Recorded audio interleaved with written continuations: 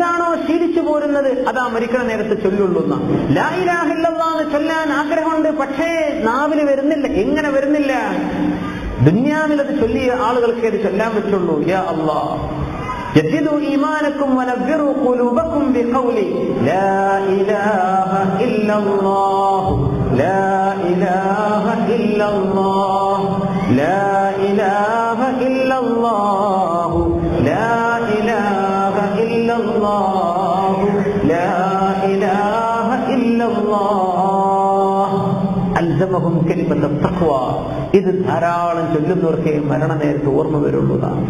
വലിയ ഹാഫിളാൻ മഹാനായ അബൂ സുർഅത്തുർ റാസി റളിയല്ലാഹു തആല, അബൂ സുർഅത്തുർ റാസി അവര് ആ രീതിയിലാ വഫാത്താകുക. അവർക്ക് മരണമാസന്നമാകുമ്പോൾ അതാണ് ഓർമ്മ വരിക. പാട്ട് പാടുന്നവൻ പാട്ട് പാടിയിട്ടാ മരിക്കാന്നാണ്. സിനിമ കഥ നടക്കുന്നവൻ അത് പറഞ്ഞിട്ടേ മരിക്കാന്നാണ്. അത്ഭുതകരമായ ഒരു സംഭവമാണ് നമ്മൾ പറയാൻ പോണത്. ശരി, മുമ്പൊരു കാര്യം പറയാം. നമ്മൾ ഈ സിനിമ പാട്ടൊക്കെ ഇങ്ങനെ പാടി നടന്നാൽ മരിക്കണ നേരത്ത് തന്നെ വരിക. അള്ളാഹു കാത്തുരക്ഷിക്കുമാറാകട്ടെ. ദിക്ർ ചൊല്ലി നടക്കുന്നവനെ അത് വരുള്ളൂ. ആ നേരം വെച്ചിട്ടൊന്നും പഠിക്കലൊന്നും നടക്കൂല. ദുന്യാവിൽ പ്രാക്ടീസ് ചെയ്ത് ജീവിച്ചിരിക്കുന്നൊന്നും ചൊല്ലാത്തവർക്ക് വരാൻ പറ്റുക നാവിൽ വരില്ല. ഉമ്മയിങ്ങനെ പരിശ്രമിക്കണം. നമ്മളൊക്കെ പറഞ്ഞതിന്റെ ആ ഓരോ സംഭവത്തിൽ നിന്ന് ഓരോത് പഠിക്കാനുണ്ട്. യാ അല്ലാഹ്, ഹമ്മാമി മഞ്ചാബിന്റെ കുളിപ്പര നോക്കി വന്ന ഒരാൾ പാട്ടുപാടി ഒരു പെണ്ണിന്റെ കഥ പറഞ്ഞ് മരിച്ചു പോയിട്ടുണ്ട്. വെളിമ ഒക്കെ രേഖപ്പെടുത്തിയ സംഭവമാണ്. ഹമ്മാമി മഞ്ചാബി സ്ത്രീയിലായിരുന്ന സംഭവം. അന്ന് കുളിപ്പരകളുണ്ട്. ഒരു പെണ്ണ് വന്ന് ചോദിച്ചത്, ഇത് മഞ്ചാബിയുടെ കുളിപ്പരയാണോ? മഞ്ചാബി ഒരാളുടെ ബാത്റൂമിന്റെ പേരാണ്. അന്നൊക്കെ പൈസ കൊടുത്ത് കുളിക്കുന്ന. സ്വന്തം പുര തുറന്നിട്ട് പറഞ്ഞു ഇതന്നെയാണെന്ന് പറഞ്ഞു. ഒരു സുന്ദരിയായ പെണ്ണാണ് വന്നത്. അവളെ ഹറാം അവളുമായി ചെയ്യണമെന്ന് ഇയാൾ ആഗ്രഹിച്ചു. അവൾക്ക് വിചാരിച്ചു ഞാൻ അകപ്പെട്ടു. അവള് പറഞ്ഞു എന്നാ പിന്നെ റാഹത്തിലായിക്കോട്ടെ, നിങ്ങൾ തിന്നാളെ ഭക്ഷണം കൊണ്ടുവരും. ഭക്ഷണത്തെ വേണ്ടി ഇയാൾ ഓടിപ്പോയതാ. വാതിൽ ലോക്കാക്കാതെ പോയി. ഇവള് പിന്നെ ഇറങ്ങിപ്പോന്നു. ഇയാൾക്ക് ഇതിന്റെ ഭ്രാന്തായി. തലക്ക് പ്രേമം തലക്കടിച്ചിട്ട് ഭ്രാന്താണ് ആൾക്കാരൊക്കെ അല്ലേ, അങ്ങനെ മനസ്സിലാക്കിയാൽ മതി. ഇയാൾക്കുടെ ഭ്രാന്തായി. എപ്പോഴും പാട്ടിതാ يا رب سائلة يوما وقد تعبت أين الطريق إلى حمام منجابي. മഞ്ചാബിന്റെ കുളിപ്പര ചോദിച്ചു വന്ന പെണ്ണെവിടെ? ഇത് ചോദിച്ചെങ്ങനെ നടന്നു. ഭ്രാന്തനായ ആൾക്കാർ പിന്നെ അങ്ങനെ കണ്ടത്. ആ പെണ്ണെവിടെയെന്ന് ചോദിച്ച് കാലം മുഴുവനും നടന്നു. അങ്ങനെ നടക്കുമ്പോ ഒരു മറുപടി കേട്ടു. ഒരു വീടിന്റെ മട്ടുപ്പാവിൽ നിന്ന്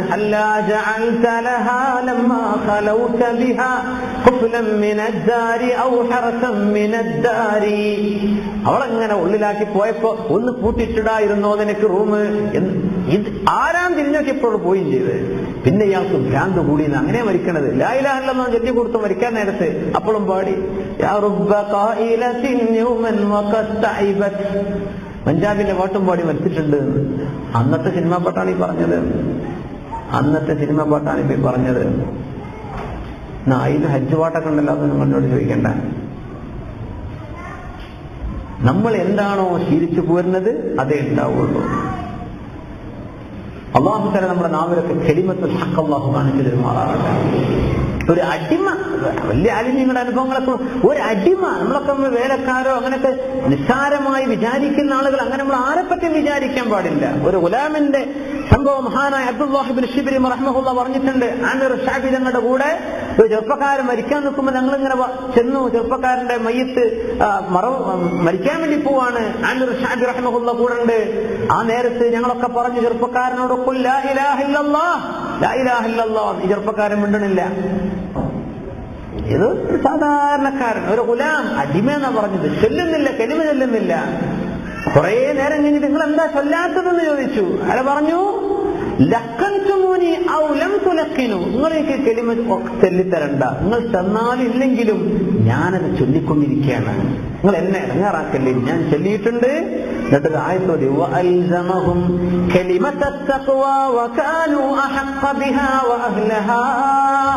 അല്ലാഹു ഹഖിന്റെ വചനം അവരുടെ നാവുകളിൽ ഉറപ്പിച്ചു കൊടുത്തിട്ടുണ്ട്. അവരത് തുടർന്നു പോരുന്നവരായിരുന്നു. അവർ ലാ ഇലാഹ ഇല്ലല്ലാഹയുടെ ആളുകളായിരുന്നു എന്ന് പറഞ്ഞ സൂറത്തുൽ ഫത്ഹിലെ 26-ാമത്തെ ആയത്ത്. ആ ആയത്തും ചൊല്ലിയാണ് മരിക്കുന്നത്. ഒരു ഗുലാം, ഒരു അടിമ.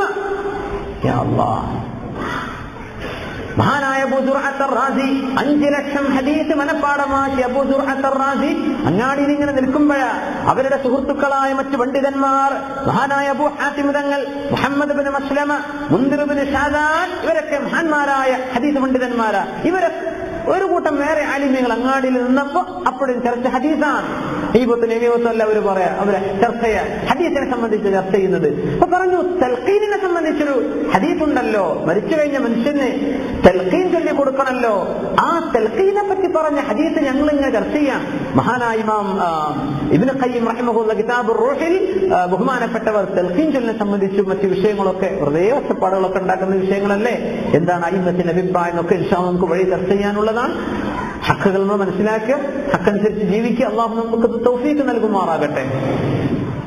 ആ ഹദീസിനെ പറ്റി ഇങ്ങനെ പറഞ്ഞുകൊണ്ടിരിക്കുമ്പോ ആ ഹദീസിന്റെ റാവിമാരങ്ങനെ ഓരോരുത്തരും അബൂ ദുർഅത്ത് റാസി തങ്ങളോട് നിൽക്കുന്നുണ്ട്. അപ്പൊ അദ്ദേഹം വലിയ മഹാനാണ്, മൂപ്പരോട് പറയണ്ട, നമുക്ക് എല്ലാവർക്കും ഹദീസ് എന്ന് പഠിക്കുക എന്ന് പറഞ്ഞ് ഹദീസ് ഓതി തുടങ്ങി. ആ നേരത്തെ മുഹമ്മദ് ബിൻ മസ്ലമ തങ്ങൾ ഇങ്ങനെ പറഞ്ഞു, ഹദ്ദസനാ ളഹാഖ് ബിൻ മുഖല്ലദ് ഹദ്ദസനാ അബൂ ആസിം ഖാല ഹദ്ദസനാ അബ്ദുൽ ഹമീദ് ബിൻ ജഅഫർ അൻ സാലിഹ് ബിൻ അബി ഗരീബ്. സഹാബിനെ പറയുന്നില്ല, ഹദീസ് വരുന്നില്ല. അപ്പൊ അബൂ ഹാത്തിം എന്നവര് അവിടെ ഉണ്ട്.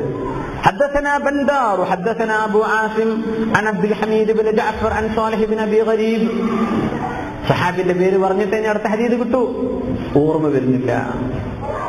എല്ലാരും മിണ്ടാതിരിക്കുക. തൽഖീനെ പറ്റി ആ മരിക്കണ നേരത്തെ പറയുന്ന ആ വാക്കിനെ പറ്റിയുള്ള ഹദീസാണ്. അപ്പൊ അബൂ ദുർഅത്ത് റാസി റളിയല്ലാഹു അൻഹു 5 ലക്ഷം ഹദീസ് മനപ്പാടമാക്കിയ മഹാൻ അങ്ങാടി നിന്നിട്ട് حدثنا أبو عاصم عن عبد الحميد بن جعفر عن صالح بن أبي غريب عن كثير بن مرة الحضرمي عن معاذ بن جبل رضي الله عنه قال قال رسول الله صلى الله عليه وسلم. ഹദീസിനെ അവരൊക്കെ മിണ്ട മുമ്പ് തുടർന്ന് പറയാൻ പറ്റാതെ വെച്ചിരുന്ന ഹദീസ് ശരിക്കും അങ്ങോട്ട് പറഞ്ഞു കൊടുത്തു. എന്താണ്? മൻ കാന ആഖിറു കലാമിഹി ലാ ഇലാഹ ഇല്ലല്ലാഹ് ദഖലൽ ജന്നഹ്. ആരുടെ വചനമാണോ അവസാനം ലാ ഇലാഹ ഇല്ലല്ലാഹ് എന്നാകുന്നത് അവർ സ്വർഗ്ഗത്തിലാണ്. വഫീ റിവായത്തിൻ, അത് പറഞ്ഞു. വേറെ റിവായത്തിലുണ്ട് ഹറമഹുല്ലാഹു അലന്നാർ, അവരുടെ ശരീരം അല്ലാഹു നരകത്തിന് ഹറാമാക്കും. ഈ ഹദീസ് അങ്ങോട്ട് പറഞ്ഞു, അവിടെ വീണു, അങ്ങോട്ട് മരിച്ചു. അങ്ങനെ മരിച്ച പണ്ഡിതനാണ് അബൂ ദുർഅത്ത് റാസി റളിയല്ലാഹു അൻഹു. അവസാന ഒരു ഹദീസും പറഞ്ഞിട്ടാണ് വഫാത്താകുന്നത്. യാ അല്ലാഹ്, വലിയ ഭാഗ്യമാണ്. ബഹുമാനപ്പെട്ട നദ്വി സാഹിബ് അങ്ങനെയാ വഫാത്തായി പോയത്. അബുൽ ഹസൻ അലി അൽ ഹസനി അൻ നദ്വി റഹിമഹുല്ലാഹ്. അവർ വഫാത്താകുമ്പോൾ ഞങ്ങളുടെ കൂടെ പഠിച്ച 2 സുഹൃത്തുക്കൾ നമ്മുടെ ലക്നൌവിൽ അവര് ദഅവത്തിന് വേണ്ടി പോയ സന്ദർഭം പള്ളിയിലുണ്ട്. ജുമാ നടക്കാൻ പോണ നേരാണ്, ജുമാക്ക് മുമ്പാണ്. നദ്വി സാഹിബ് അവറുകൾ റഹ്മത്തുള്ളാഹി അലൈഹി അവർ പള്ളിയിൽ ഇരിക്കുന്നുണ്ട്. അൽ കഹ്ഫ് ഓതിയിട്ടുണ്ട്. ശിഷ്യന്മാരോട് ചില വിഷയങ്ങളും മസാലകളൊക്കെ പറഞ്ഞിട്ടുണ്ട്. ആ ജുമഅന്റെ വഹുവ സായിം, റമദാനിന്റെ ദിവസമാണ്, നോമ്പ് നോറ്റിട്ടുണ്ട്. അൽ കഹ്ഫ് ഓതി കഴിഞ്ഞ് ജുമഅന്റെ തൊട്ട് മുമ്പ് വഫാത്തായി മഹാനായ അബുൽ ഹസൻ അലി അൽ ഹസനി അൻ നദ്വി. ഒരുപാട് ആലിമീങ്ങളെ പുറത്തിരുത്തിയ വലിയ മഹാനുഭാവൻ. യാ അല്ലാഹ്, അവരെ പറ്റുന്ന വിവരക്കേട് പറയരുത്. ചില ആളുകളോട് പറയാണ്, വിവരക്കേട് പറയും വലിയ വലിയ മഹാന്മാരെ സംബന്ധിച്ച്. സൂൽ ആഖിബത്തുൽ അല്ലാഹു തആല രക്ഷിക്കുമാറാകട്ടെ. ഇൽമിലൂടെ ജീവിച്ച ആ നിലക്കാണ് വഫാത്ത്, അല്ലേ? ഹംസുലൈഹിയുടെ വഫാത്തിനെ സംബന്ധിച്ച് പറഞ്ഞില്ലേ? എന്താണ്? ഏതൊരു കാര്യത്തിലാണോ മുഅ്മിനുള്ളത് അല്ലാഹുവിന്റെ തൗഫീഖ് കൂടെ കിട്ടിയാൽ യാ അല്ലാഹ് രക്ഷപ്പെട്ടു. ആ നേരത്തെ രക്ഷപ്പെടാനാണ് മുഅ്മിനെ നമ്മൾ അധ്വാനിക്കുന്നത്. ഒരാളെ സംബന്ധിച്ചാൽ നന്നായിട്ടുണ്ടോ അല്ലേ എന്നൊക്കെ തീരുമാനിക്കപ്പെടുന്നത് അവസാനത്തെ നേരത്ത് എന്ത് ചൊല്ലി, എന്ത് പറഞ്ഞു, എങ്ങനെ മരിച്ചു എന്ന് നോക്കിയിട്ടല്ലേ. അല്ലാഹു തആല നമ്മുടെ ആഖിബത്ത് നന്നാക്കി തരുമാറാകട്ടെ. സ്വല്ലു അലൻ നബി മുഹമ്മദിൻ വആലിഹി. അല്ലാഹുമ്മ സ്വല്ലി അലാ സയ്യിദിനാ മുഹമ്മദിൻ വഅലാ ആലി സയ്യിദിനാ മുഹമ്മദിൻ വബാരിക് വസല്ലിം അലൈഹി. ഒന്നുകൂടെ. അല്ലാഹുമ്മ സ്വല്ലി അലാ സയ്യിദിനാ മുഹമ്മദിൻ വഅലാ ആലി സയ്യിദിനാ മുഹമ്മദിൻ വബാരിക് വസല്ലിം അലൈഹി. ആമീൻ. അല്ലാഹുവിന്റെ ഹബീബിന്റെ ഹദ്റത്തിലേക്ക് അല്ലാഹു ഈ സ്വലാത്ത് എത്തിച്ചു കൊടുക്കട്ടെ.